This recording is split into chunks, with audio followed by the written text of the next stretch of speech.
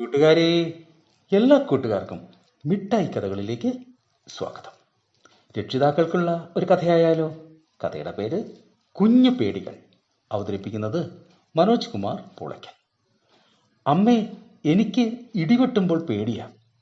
രാത്രിയിൽ മഴ പെയ്താൽ ഉടനെ അപ്പു അമ്മയെ കെട്ടിപ്പിടിക്കും. പിന്നെ അമ്മയ്ക്ക് അനങ്ങാൻ പറ്റില്ല. പല കൊച്ചുകുട്ടികളും ഇങ്ങനെയാണ്. ചുറ്റും കാണുന്നതും കേൾക്കുന്നതുമൊക്കെ ചിലപ്പോൾ അവരെ പേടിപ്പിച്ചെന്നിരിക്കും. എനിക്ക് പേടിയാകുന്നു എന്ന് കുട്ടികൾ പറയുമ്പോൾ പലപ്പോഴും മുതിർന്നവർ അവരെ കളിയാക്കാറുണ്ട്. ഇത് അവരിൽ അഭിമാനക്ഷതം ഏൽപ്പിക്കുകയുള്ളൂ. പല മാതാപിതാക്കളും ഇക്കാര്യത്തിൽ ചിന്തിക്കാറില്ലെന്ന് മാത്രം. സത്യത്തിൽ പേടി അത്ര മോശപ്പെട്ട കാര്യമല്ല.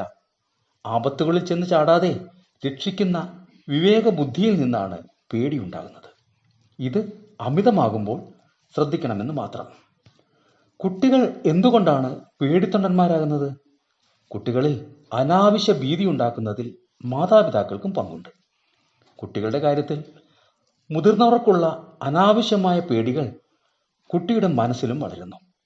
ഊഞ്ഞാലാടുമ്പോൾ കുട്ടി വീണാലോ എന്ന് പേടിച്ച് മുറിക്കകത്ത് തന്നെ പിടിച്ചിരുത്തുമ്പോൾ കുട്ടിക്ക് നഷ്ടപ്പെടുന്നത് അവൻ്റെ ആത്മവിശ്വാസമാണ്.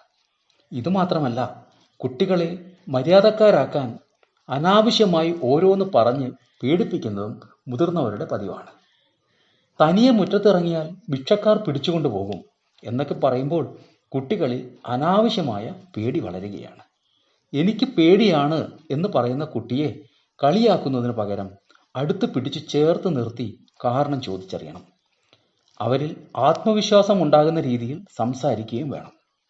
ഉദാഹരണത്തിന്, വെളിച്ചം അണച്ചാലും മുറിയിൽ മാറ്റമൊന്നും ഉണ്ടാകുന്നില്ലെന്നും ആരും അകത്ത് കയറുന്നില്ലെന്നും കുട്ടികളെ പറഞ്ഞും കാണിച്ചും ബോധ്യപ്പെടുത്താം. ഇത് അവരിൽ ആശ്വാസം പകരും. അമ്മയും അച്ഛനുമല്ലേ കൂടെയുള്ളത്, ഒന്നും പേടിക്കാനില്ല എന്ന് കുട്ടിയോട് പറഞ്ഞു നോക്കൂ. പേടി കുറയുമെന്ന കാര്യത്തിൽ സംശയമേ ഇല്ല.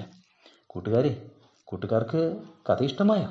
എങ്കിൽ ഒരു കഥയുമായി നമുക്ക് നാളെ കാണാം. എല്ലാവർക്കും നല്ലൊരു ദിനം ആശംസിക്കുന്നു. Story uncle.